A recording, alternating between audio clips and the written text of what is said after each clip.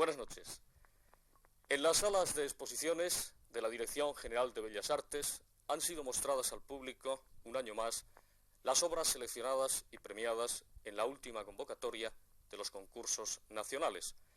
Abarcan estos concursos las especialidades de pintura, escultura, dibujo, grabado, arquitectura y fotografía, en lo que a las artes plásticas se refiere, y literatura y música, que caen fuera de esta exposición. En total han sido la obra de unos 200 artistas la que ha sido expuesta. Y hasta aquí las estadísticas. En cuanto a nivel medio se refiere, la situación, sin embargo, no es todo lo satisfactoria que cabría esperar. Son muchas las tendencias acogidas en esta exposición colectiva y algunas veces nos encontramos con alguna sorpresa agradable en cuanto a grado de calidad. Sin embargo, hay un hecho demostrado, y es que muchos artistas jóvenes, sea por las razones que sea, no acuden a este certamen, que en alguna de sus especialidades los resultados al final son más que discutibles. Hoy presentamos la obra expuesta en las especialidades de pintura, dibujo y escultura, donde posiblemente se hayan encontrado los mejores hallazgos. En el próximo programa revisaremos los otros temas.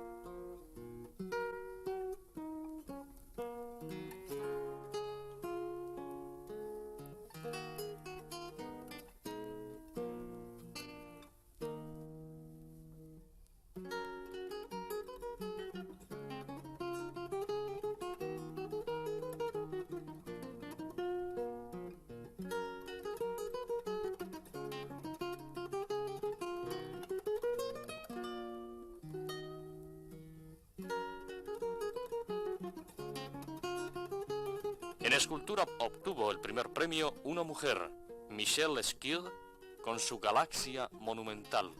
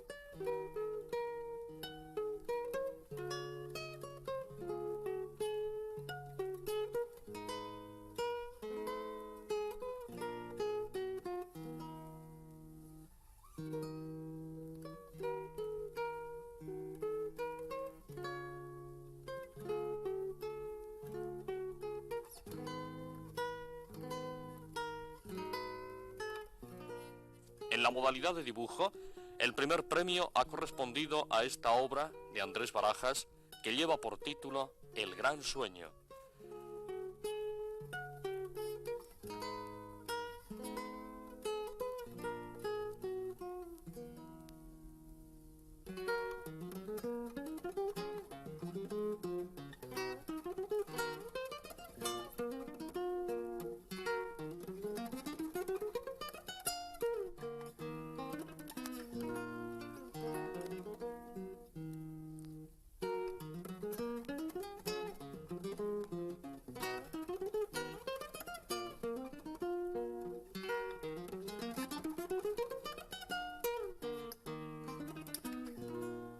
Primer premio de pintura para Agustín Celis por su cuadro titulado Iniciación al rito de las suplantaciones.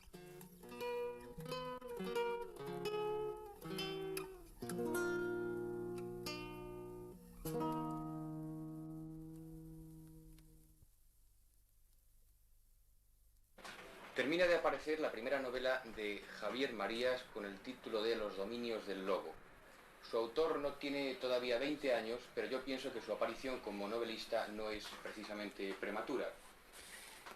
En la solapa de la primera edición de su novela puede leerse que, al igual que en otros jóvenes escritores de su generación, como Ana María Mois y Vicente Molina Foix, su estrecho contacto con el cine repercute decisivamente en su técnica narrativa. De la solapa, en este caso, no miente en absoluto. En primer lugar, yo estoy muy relacionado con el cine. Entre otras cosas, he trabajado en guiones y también como ayudante con Ricardo Franco, por ejemplo.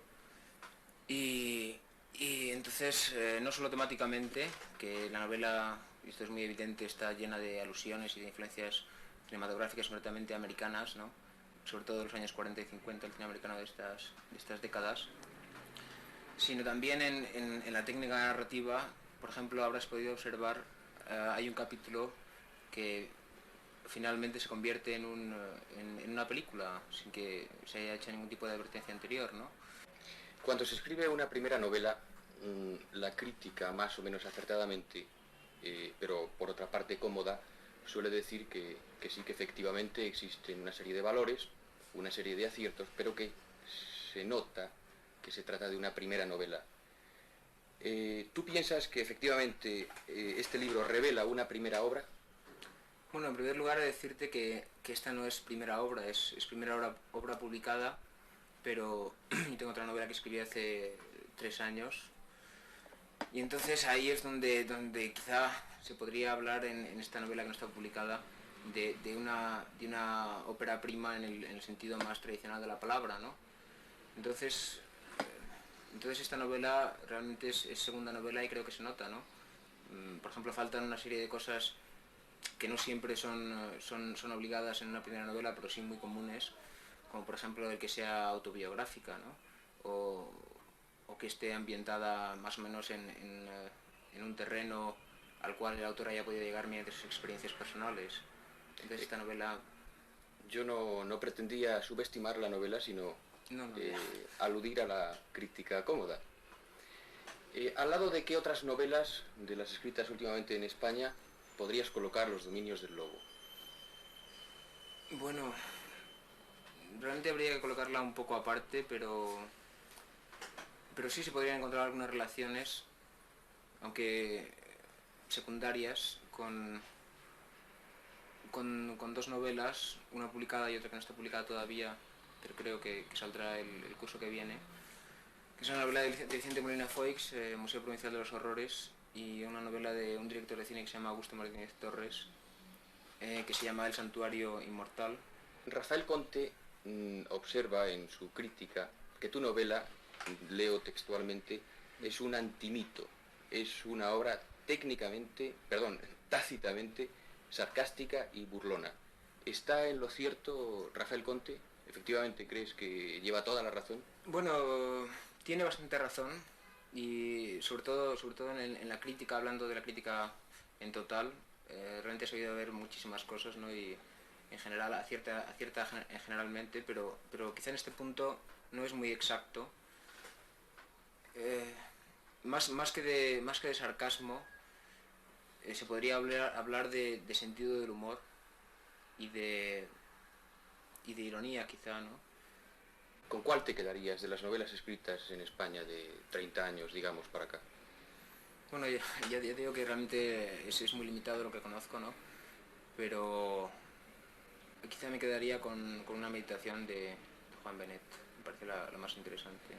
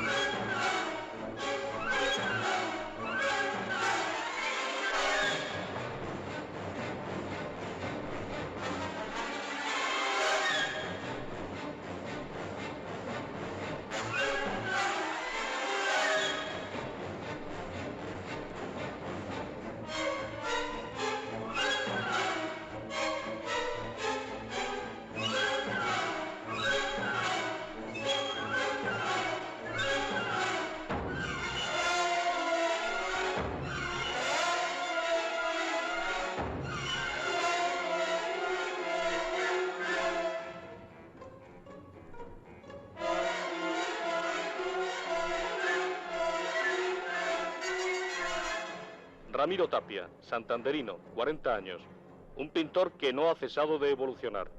Ahora, en la Galería Faunas de Madrid, presenta su última obra. Sobre el esqueleto de formas y composiciones tradicionales, el cuerpo terrible del tiempo presente.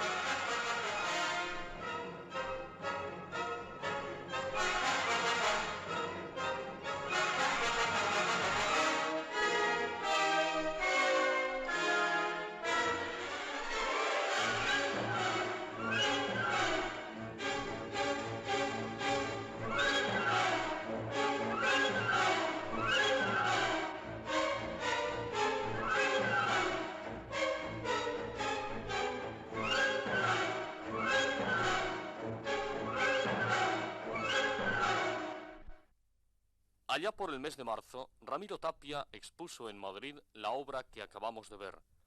Su pintura no ha cesado de evolucionar. Ahora, el pintor se ha lanzado a nuevas buscas, a la meditada aventura de encontrar el sentido del mundo o de los mundos que nos cercan. Ramiro Tapia nos recibe en su taller para hablarnos de esta nueva etapa y para ofrecernos las primicias de su próxima exposición.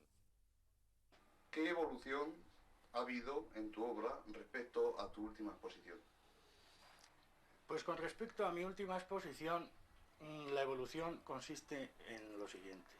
La primera fase se dedicaba al diálogo del hombre con sus propios inventos, es decir, con la máquina. La máquina adquiría una base antropomórfica y dialogaba con el hombre en el sentido de que tenía pues, una fisonomía propia y que planteaba características de situaciones. Y en realidad yo lo que hacía era retratar máquinas con el mismo sistema de retrato que la historia y la cultura del arte nos ha transmitido hasta nosotros. En la nueva evolución considero que una parte muy importante es la intromisión del aire y del espacio en mi pintura. El aire y el espacio me han dado origen a plantear el problema desde otras coordenadas. Ahora las formas tienen un origen vegetal, un origen geológico o un origen biológico. Estas formas nacen de la Tierra, se proyectan al espacio y forman mundos posibles o imposibles. Estos mundos tienen cabida dentro de la imaginación del artista y plantean nuevas problemáticas dentro de otro tipo de coordenadas y de otro tipo de iniciativas mentales. Has hablado de mundos inventados, mundos posibles, mundos soñados o mundos imposibles. En este sentido, ¿hay en tu pintura alguna influencia del movimiento surrealista o de algún modo tu pintura se podría ver encuadrada dentro del surrealismo? Yo entiendo que surrealismo en realidad es una palabra muy compleja y que implica pues todo concepto que está al margen de lo real, entendiendo por real todo lo que es prácticamente factible en una inteligencia normal del individuo. Entonces, surrealismo es todo aquello que escapa pues un poco a la vida cotidiana y al devenir normal y habitual de las situaciones en la vida. Por ejemplo, un sueño es surrealismo, porque claro, las formas y las situaciones son más o menos inventadas. En este sentido, pues mi pintura pudiera ser un poco surrealista. Lo que creo es que esta pintura mía está más adecuada a un surrealismo esquemático que a un surrealismo deductivo literario, porque se basa en las formas primarias y esquemáticas de las posibles situaciones. Seguimos con lo de los mundos inventados. ¿Piensas que un artista es básicamente un inventor de formas nuevas? Esta pregunta, que es muy bonita y además pues muy compleja, daría origen a un desarrollo muy extenso. Incluso se podría hacer pues una filosofía de esta pregunta. Yo creo que es muy difícil separar un artista de un inventor. y recíprocamente, por el contrario, un artista puede ser un buen artista sin inventar y un inventor puede ser un gran inventor sin ser artista. Lo que ocurre es que creo que el individuo humano, por el hecho de estar encadenado al ciclo de vida, necesariamente tiene que aportar a raíz de él una serie de cosas al desarrollo de esta misma vida, porque si cada individuo no aportara una gota de imaginación o una gota de apertura a nuevas posibilidades, pues el mundo no hubiera evolucionado y hubiera quedado en el mundo primario de las abejas o en el mundo primario de la sociedad de las hormigas, por ejemplo.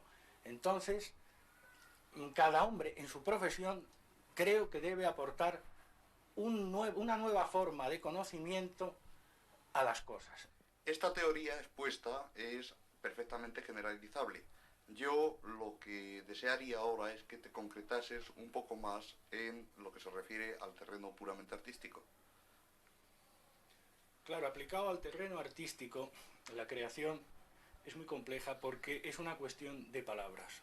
¿Qué es ser artista y qué es ser creador? Yo entiendo que el creador en todas sus actividades tiene que aportar algo distinto a lo que ha llegado hasta él para abrir nuevos cauces. En el terreno artístico, por ejemplo, un pintor que especule sobre esquemas resueltos y que lo haga muy bien y que lo resuelva de una manera pues muy considerable, pues ofrece un interés relativo en el campo de la renovación de formas y de situaciones plásticas hacia un sentido histórico de la vida del arte. Un artista creador es un personaje inquieto, es un ser que decididamente intuye, capta, recibe sensaciones producto de su tiempo, de su época y del momento en que se mueve. Y esas sensaciones las transmite por medio de un lenguaje. En el terreno de la pintura ese lenguaje es el arte plástico. Entonces considero que en este sentido el artista, el pintor creador, es verdaderamente el único que tiene cabida como proyección a un desarrollo histórico de la vida del arte, mientras que el pintor realizador se basa en realizar esquemas, aunque sea de una forma pues muy perfecta y muy virtuosa, pero esquemas que realmente son muertos, son fósiles, que no aportan nada a la evolución de la vida en este terreno, en este sentido, de la vida artística. Esto creo que es el planteamiento más simple de la situación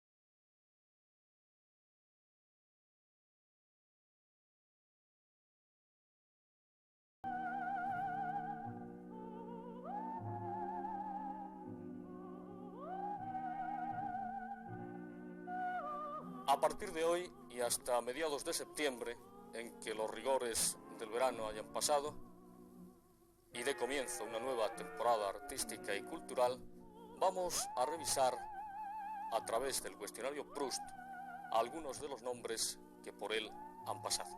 Empezamos con un poeta español, miembro de la generación del 27, maestro de poetas, y cuyas contestaciones al cuestionario del famoso escritor francés, en su más amplia versión, serán, por su nobleza y su finura, difíciles de olvidar para aquellos que tuvimos la suerte de escucharlas. Hablamos, naturalmente, de don Vicente Aleixandre. ¿Cuál es el principal rasgo de su carácter? La curiosidad, ¿Qué cualidad desea en un hombre? la inteligencia unida a la templanza, ¿La cualidad que prefiere en una mujer? la capacidad de ternura, ¿Lo que más aprecia en sus amigos? en la vicisitud, la constancia. ¿Su principal defecto? Creo que la timidez, ¿Cuál es su ocupación preferida? la lectura, el diálogo. ¿Su sueño de dicha? No asocio la dicha al sueño. ¿Cuál sería su mayor desgracia? La soledad irremediable. ¿Qué quisiera ser?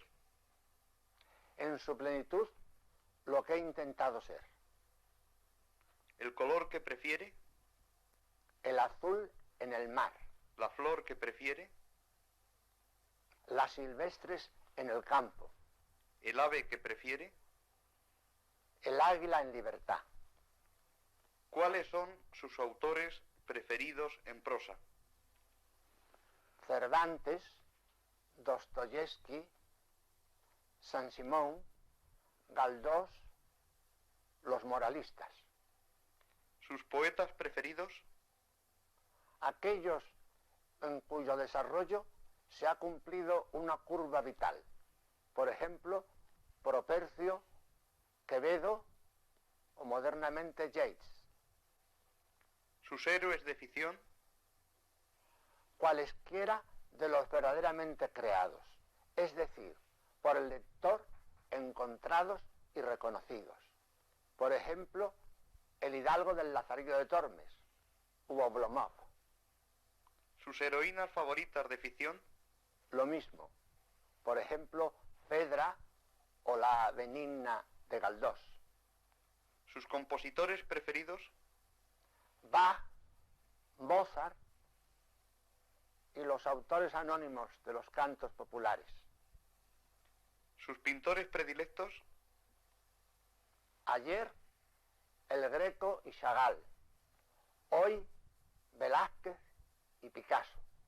Siempre algunos italianos. ¿Sus héroes de la vida real? Los trabajadores en los países subdesarrollados.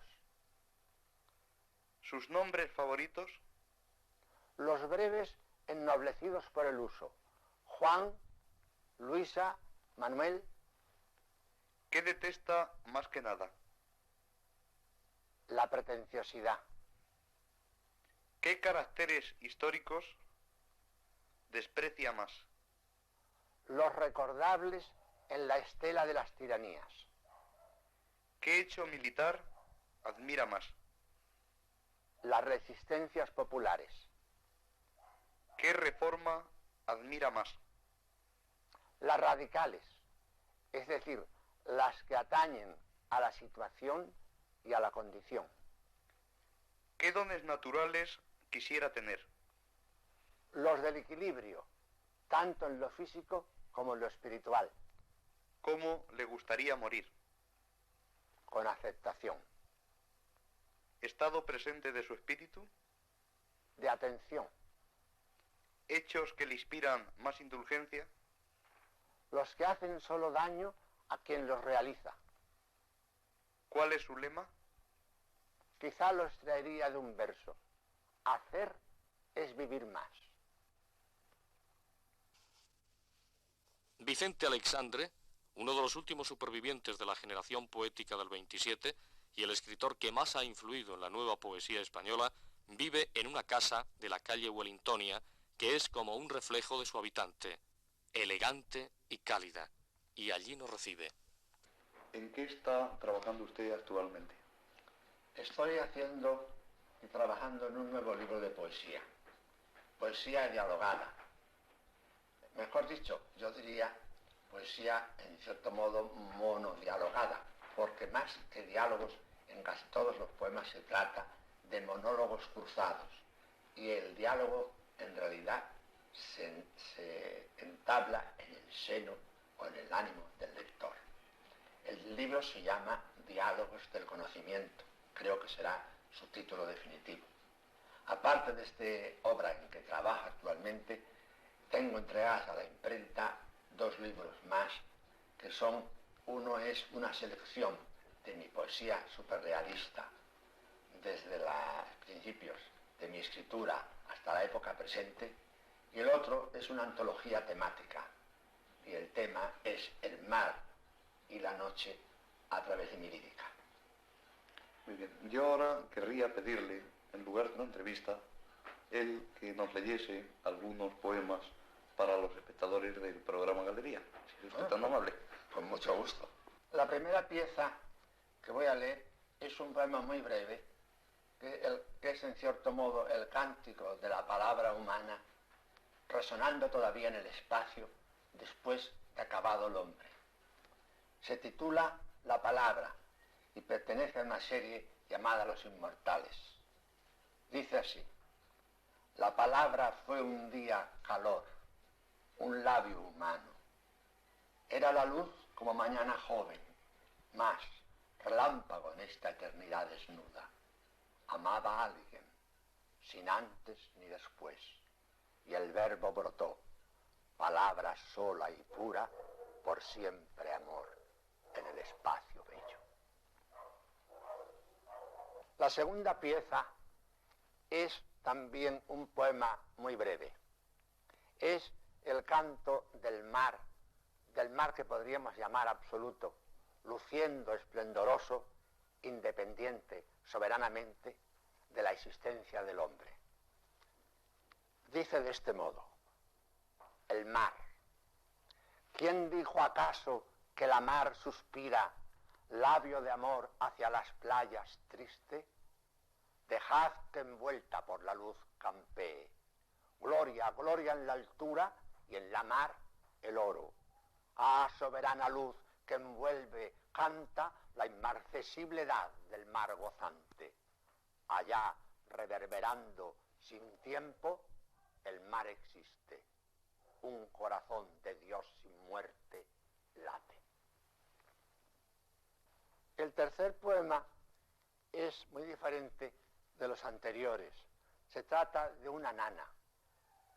El personaje del poema pasa por una selva en el África ecuatorial y al atravesar cerca de una choza oye a un niño llorar y a su madre que le canta. Mientras la madre canta, el niño muere y la madre no se da cuenta. El poema se llama El niño murió, nana en la selva, y dice de este modo: ¿quién sufre? Pasé deprisa.